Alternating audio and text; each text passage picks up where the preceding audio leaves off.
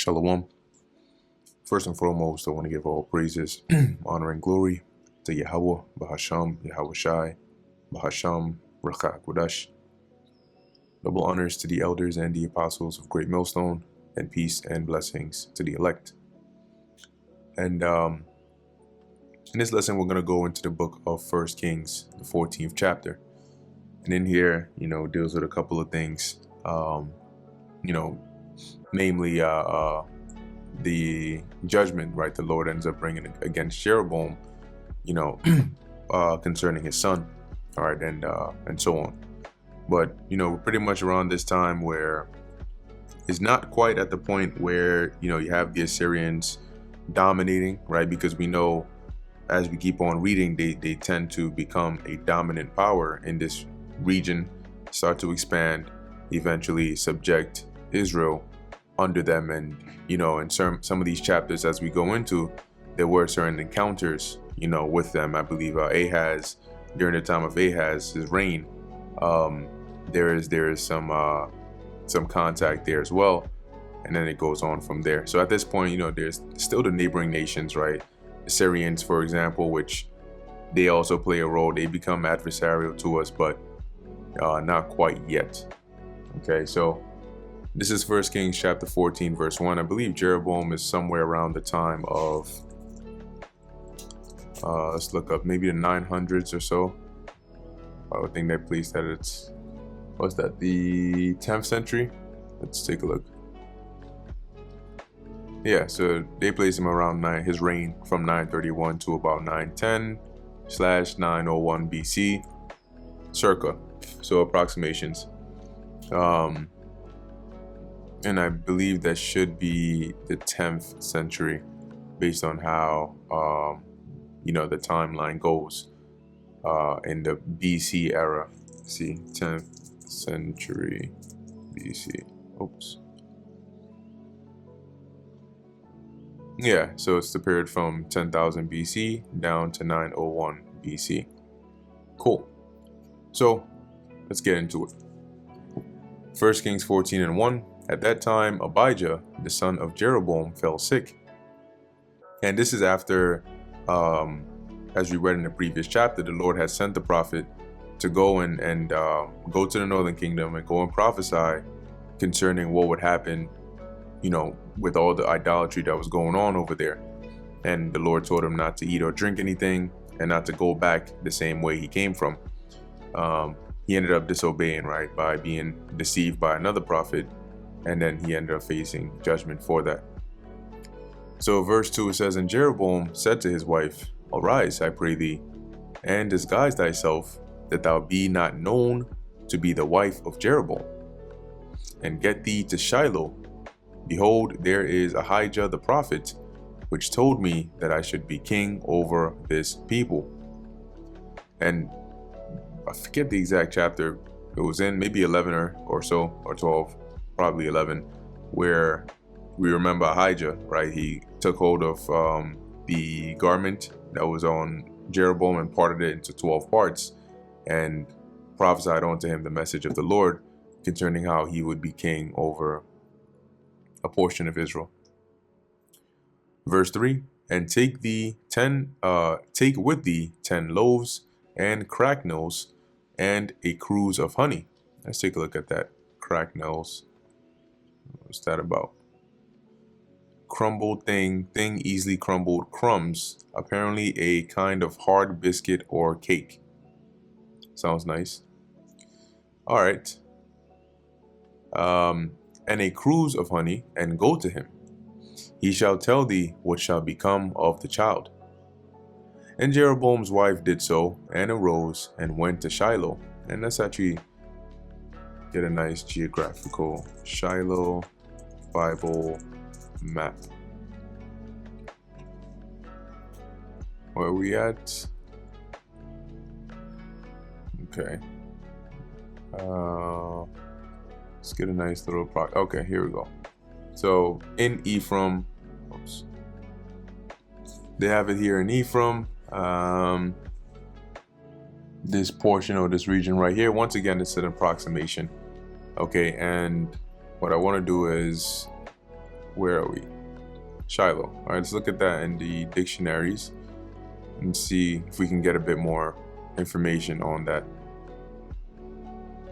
Because we know where it is, right? We understand the significance of it, but sometimes there's a bit more context you can get. So we have here Shiloh, generally understood as denoting the Messiah, pursuant to Genesis 49 and 10.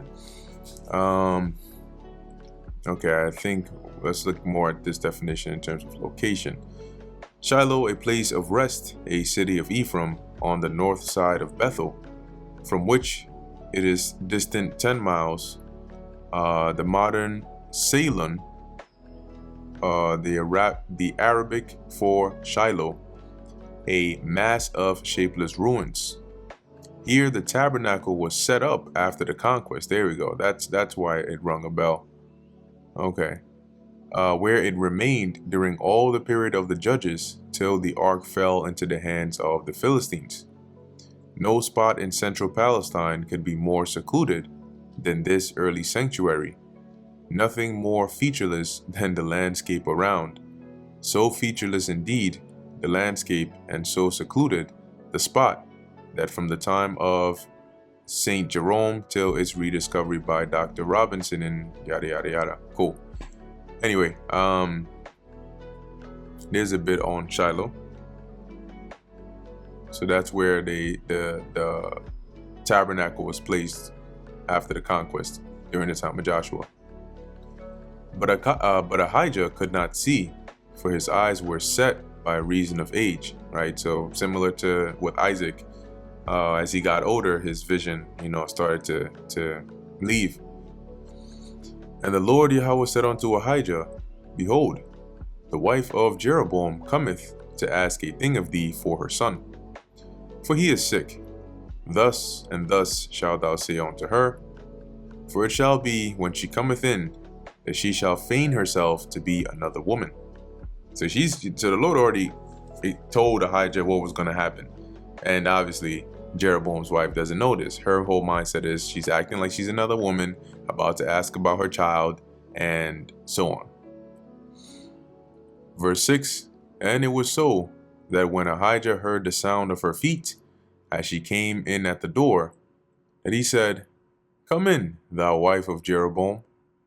Why feignest thou thyself to be another? For I am sent to thee with heavy tidings. Go, tell Jeroboam, Thus saith the Lord Yahweh, God of Israel, Forasmuch as I exalted thee from among the people, and made thee prince over my people Israel, and rent the kingdom away from the house of David, and gave it to thee. And yet thou hast not been as my servant David, who kept my commandments, and who followed me with all his heart, to do that only which was right in mine eyes. But thou hast done evil above all that were before thee. For thou hast gone and made thee other gods, and molten images, to provoke me to anger, and cast me behind thy back. And truly so, right? That is what the Lord told Jeroboam, that if he would follow the Lord, right, and serve the Lord, then hey, the Lord would establish him, right, a sure house as like David. But this guy went the complete, like this dude did a whole 180, made it his mission to do the opposite of what the Lord told him. Therefore, behold, I will bring evil upon the house of Jeroboam, and will cut off from Jeroboam him that pisseth against the wall, which are the males, right? And actually, let's see, I think there should be some information on this if we search it up. Pisseth against the wall, Jewish. I'm not quite sure if this is an idiom, but it'll tell us what it actually is. Okay.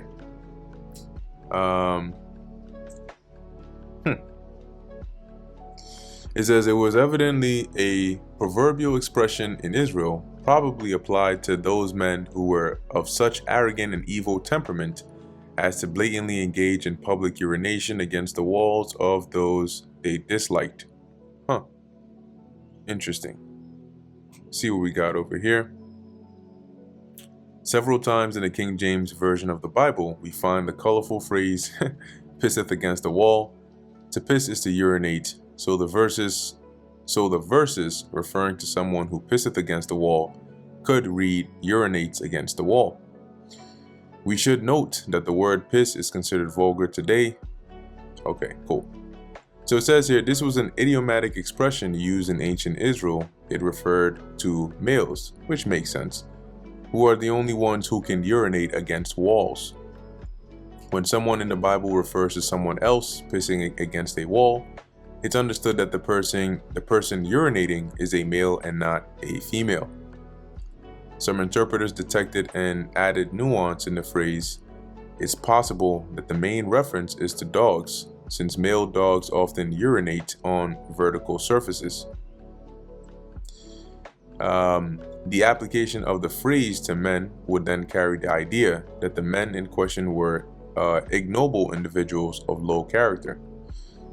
All in all, right, I think the main point here is when it refers to pissing against the wall, it's dealing with males, right?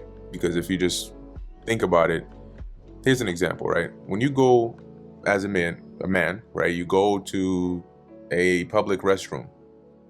Look at how the stalls are set up, and look at how the thing that you urinate into is. If it's not a toilet bowl, it's something that is parallel to the wall. And when you take a leak, you're quite literally pissing against the wall, right? And then it goes down into the little, holder, bucket, whatever, drain, whatever, right? Let me see if I can find public. Yeah, never mind. You know what I'm talking about. So there you go.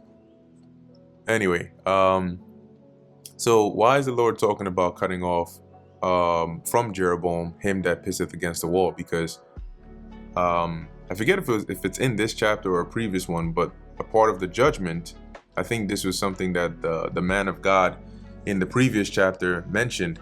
The Lord would but I could be wrong, right? But the Lord would cut off basically the line of Jeroboam. And we know the line is passed through the seed, which is carried by the males. So by cutting off him that pisseth against the wall, or in other words, the males of Jeroboam's family line, there would be nobody else left to pass on that seed and carry on that lineage. Okay. It says here, and him that is shut up and left in Israel, and will take away the remnant of the house of Jeroboam, as a man taketh away dung, till it be all gone. So, explaining the point that I just mentioned. Him that dieth of Jeroboam in the city shall the dogs eat, and him that dieth in the field shall the fowls of the air eat, for the Lord Yahweh hath spoken it. And what that means is they're not going to get a proper burial. Similar to Jezebel. Arise thou therefore, and this is what Ahijah told the wife of Jeroboam, and that's why he told her that I've been sent unto you with heavy tidings. Arise thou therefore, get thee to thine own house, and when thy feet enter into the city, the child shall die. And all Israel shall mourn for him and bury him. Yeah, because he was the son of the king. For he only of Jeroboam shall come to the grave, because in him there is found some good thing toward the Lord Yahweh, God of Israel, in the house of Jeroboam. So that son, that child of Jeroboam who's going to die, he's the only one that's going to get a proper burial, as it says, come to the grave, because as we read up above, the rest wouldn't.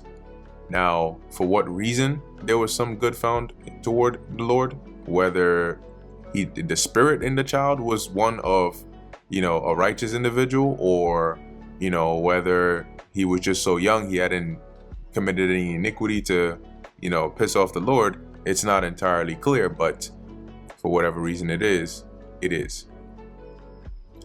Verse 14, moreover, the Lord Yahweh shall raise him up a king over Israel, who shall cut off the house of Jeroboam that day. But what? Even now. And we will see that as we keep on reading. Okay, and I believe the scriptures make a point of of mentioning that as a fulfillment of what was said over here. Let's look at this here in the NLT, right? It says, in addition, the Lord Yahweh will raise up a king over Israel who will destroy the family of Jeroboam. This will happen today, even now. Ooh. For the Lord Yahweh shall, and meaning, and this could mean, right, that whoever it is the Lord is going to raise up could happen today. The Lord could appoint somebody to do that. Verse 15, for the Lord Yahweh shall smite Israel as a reed is shaken in the water. And he shall, and let's look up this word shaken.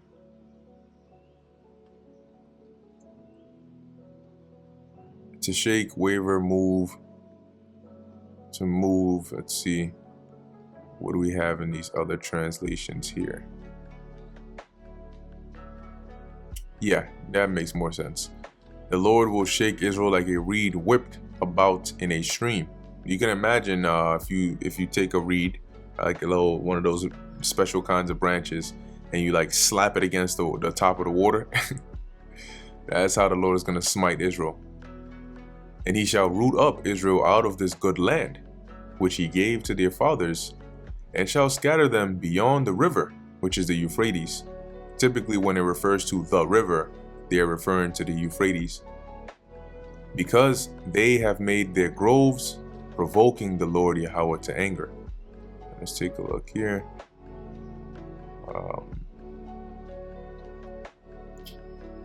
Yeah, so you can see even in the NLT, they already, put the word Euphrates in there. ESV, same thing.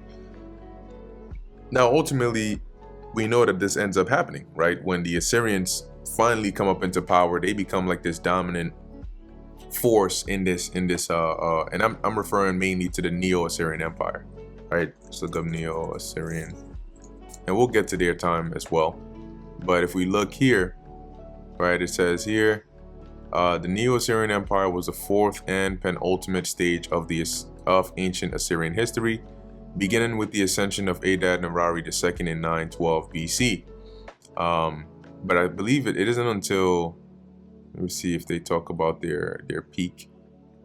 Okay, it says here, the Neo-Assyrian Empire grew to dominate the Near East, the ancient Near East, and parts of South Caucasus, North Africa, and Eastern Mediterranean throughout much of the 9th to 7th centuries BC. So that's around like the ending of, when you start counting down from like 9, 11, 9, 10, 9, 8, all the way down, they really start,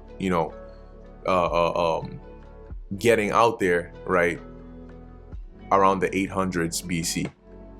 Okay, 800s into 700s, that's when they start expanding, and then they start having contact with Israel up until the time of Tiglath-Pileser III, and then, Shalmaneser V and Sargon II. And at that point, that's where, we know they put an end to the kingdom of Israel and deport them over to the regions in Assyria. And that's that point beyond the river. Verse 16. And so technically Ahijah prophesied about that, about them being, like it says, scattered them beyond the river, right? Them being taken out of the land. So it says here, right? He shall root up Israel out of this good land. And he shall give Israel up because of the sins of Jeroboam, who did sin, and who made Israel to sin. And Jeroboam's wife arose and departed, and came to Tirzah. And when she came to the threshold of the door, the child died.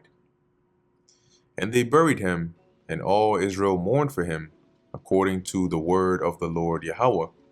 And at this point, all Israel would likely have to be northern, like, let's think of it like this, right? The kingdom is split now. So you have the kingdom of Judah, ruled by Rehoboam, and the kingdom of Israel, ruled by Jeroboam. So at this point, that all Israel makes sense to be the kingdom of Israel. According to the, where we at? Yeah. And they buried him, and all Israel mourned for him, according to the word of the Lord Yahweh. which he spake by the hand of his servant Ahijah the prophet. Let's actually look up what Ahijah's name means over here. That's that Yah. Oh wow. Brother of Yahweh. So you have Yah and Ach, right? Brother. Ach Yah, my brother, Ach, brother. And then Yah here is short for Yahweh. Interesting. Cool. Verse 19. And the rest of the acts of Jeroboam, how he warred, and how he reigned, behold, they are written in the book of the Chronicles of the kings of Israel. And the days of Jeroboam, or the days which Jeroboam reigned, were 22 years. So that's 22 years. And he slept with his fathers, and Nadab, his son, reigned in his stead. And sure, I don't need to clarify, but that's a different son, right? One of his sons died. There's another one here who ends up, inheriting the throne. Verse 21. And Rehoboam, the son of Solomon, reigned in Judah. Rehoboam was 41 years old when he began to reign. And he reigned 17 years in Jerusalem, the city which the Lord Yahweh did choose out of all the tribes of Israel to put his name there. And his mother's name was Naamah, an Ammonitess.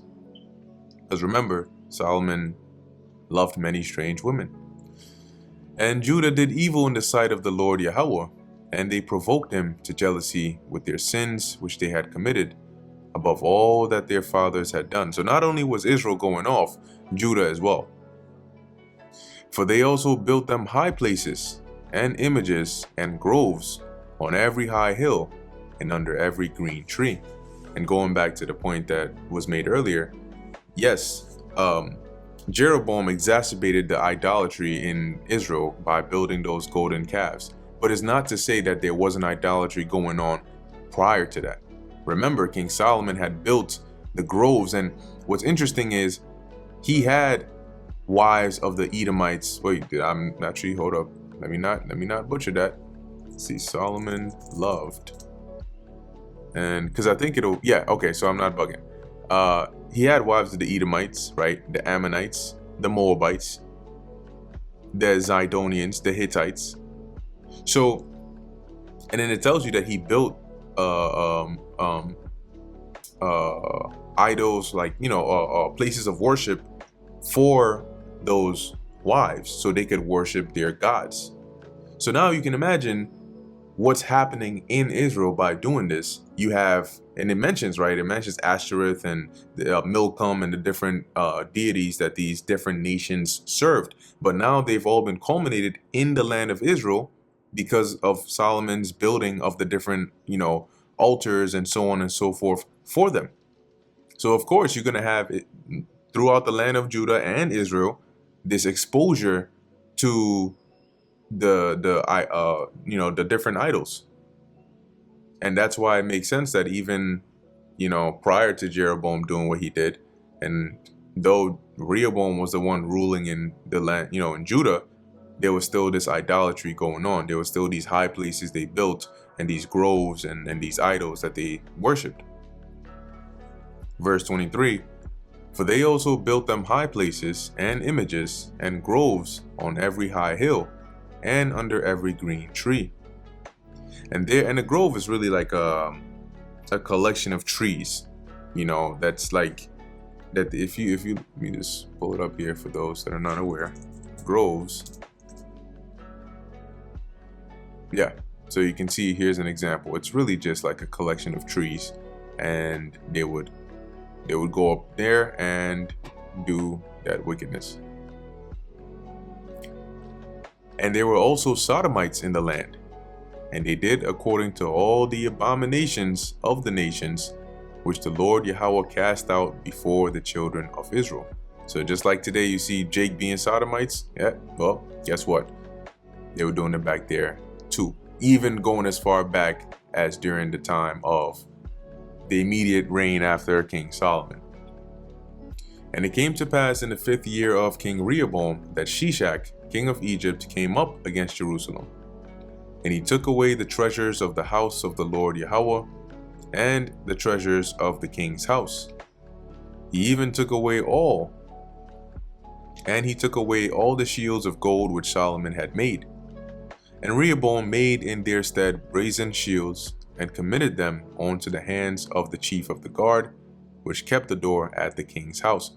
Now there's actual, secular records of this, and the association here of this Shishak is with an individual in secular history known as Shoshenq, right? So the spelling is slightly different, but he's not the first one to be referred to by a different name in the scriptures versus in secular history. It says here, king of Egypt, Shishak. Okay, here's another variation of the spelling. The first king of Bubasite or Bubastite, 22nd dynasty, this is Egypt, ruled in Egypt during the reigns of Solomon and Rehoboam, and attacked the southern kingdom under Rehoboam, and apparently made it tributary. Now, before I go ahead and read some more, let's see if we can get a bit more. And let's take a look at the Easton's Bible Dictionary. So we're looking for Shishak.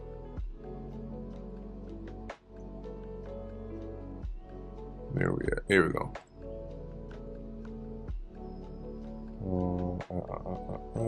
Okay, so they don't give too much on here.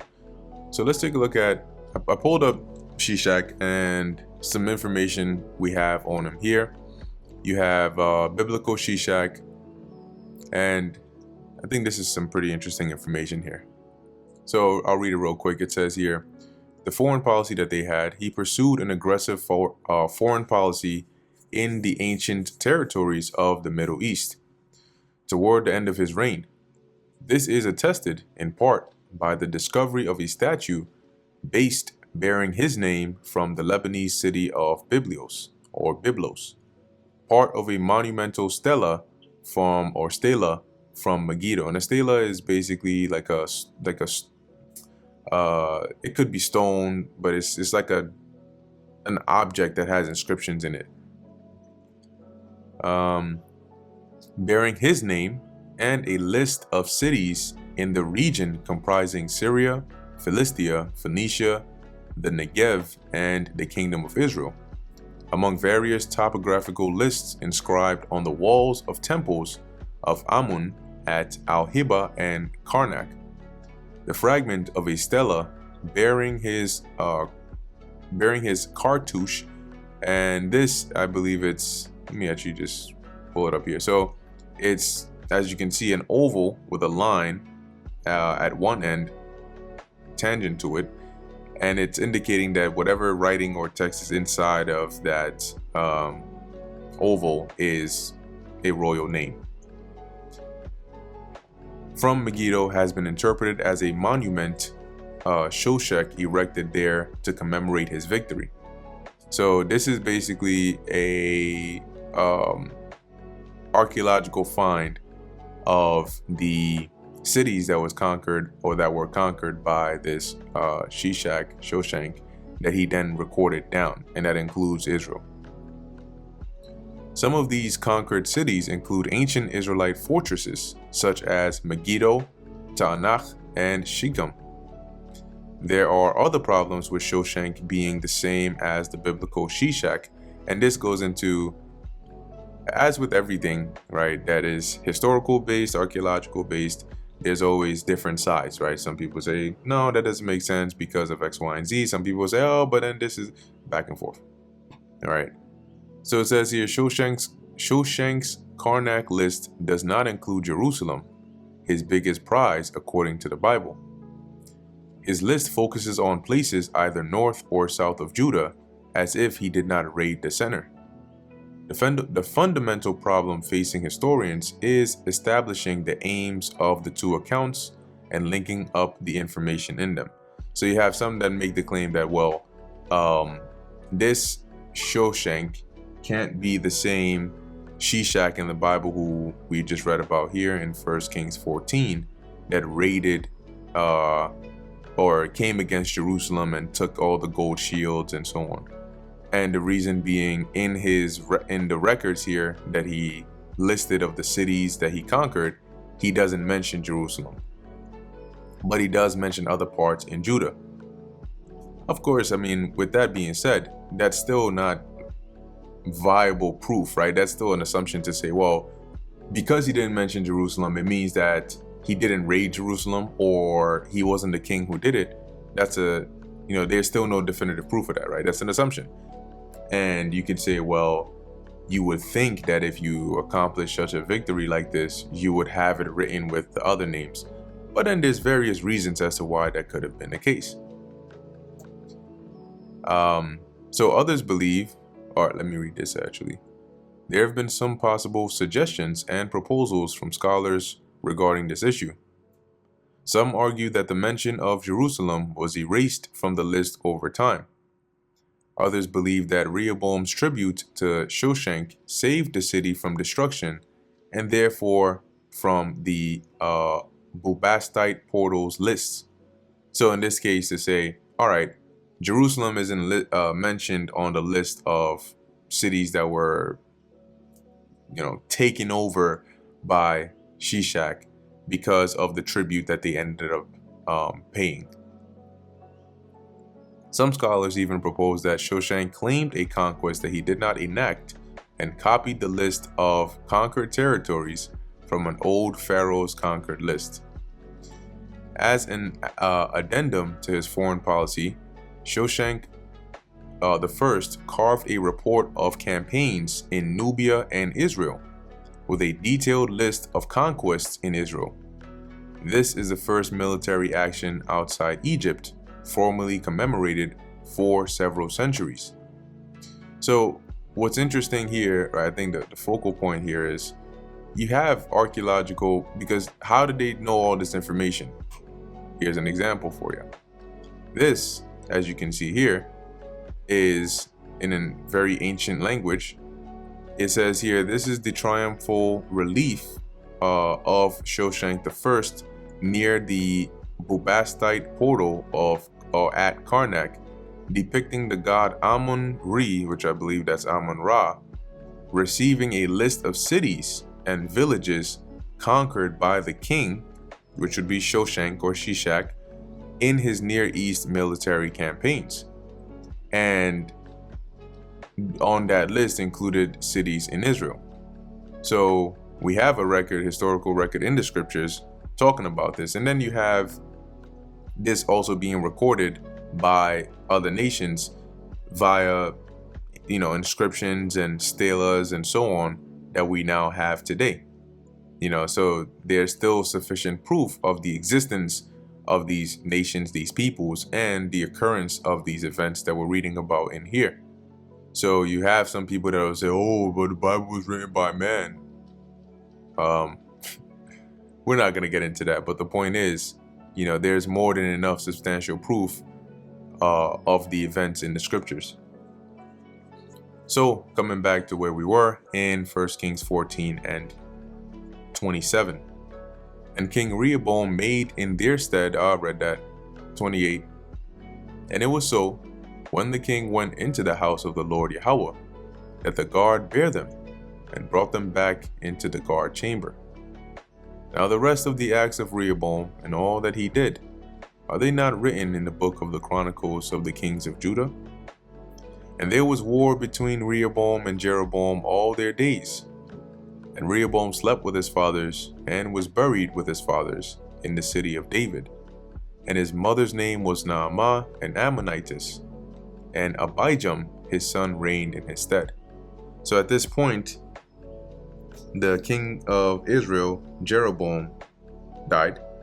The king of Judah, Rehoboam, ended up dying, right? Now I'm not saying at this very point in time, but I'm saying at the end of 1 Kings 14, that's basically where we're leaving off at, right? And their two sons, Jeroboam's son, I gotta go back and take a look at his name, and Rehoboam's son, Abijam, is now reigning. I think it was Nadab, Jeroboam's son. Let's see. Oops. Yeah, Nadab. So that brings us to the end of the book of 1 Kings, the 14th chapter. Lord willing, this was edifying to the elect. In closing, I want to give all praises, honor, and glory to Yahweh, Bahasham, Yahushai, Bahasham, Recha Kodash. And until next time, Shalom.